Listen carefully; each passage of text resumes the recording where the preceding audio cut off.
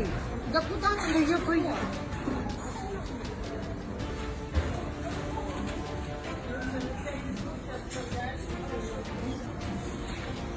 Так, не плачь. The United States Geological Survey reports a powerful 7.5 magnitude earthquake that has slammed Russia's Far East region. The quake's epicenter appears to be around the Sea of Okhotsk, between Russia and Japan, striking off the Kuril island this Wednesday. One of the top 20 earthquakes in Russia in 20 years. The quake hit hard at 1:49 p.m. local time. There was no initial word on damage or injury resulting from the quake. It was felt across the region and far away. It happened on a depth of 56 kilometers or 35 miles. There are no reports of damage or casualties yet.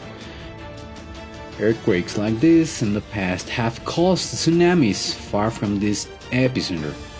So this quake triggered a tsunami watch alert in Hawaii, some 50,000 kilometers away, and other closer shores.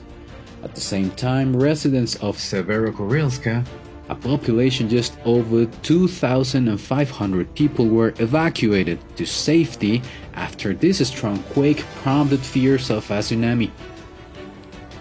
The U.S. National Tsunami Warning Center said it analyzed the event to determine the level of danger, and the Japan Meteorological Agency stated the quake may cause a slight change of sea levels around Japanese coasts.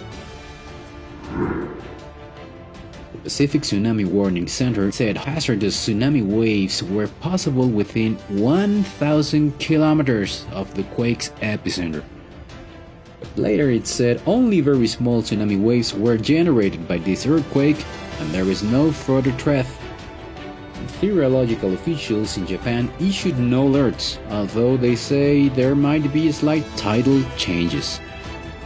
A tsunami watch alert was issued for Hawaii, but later cancelled.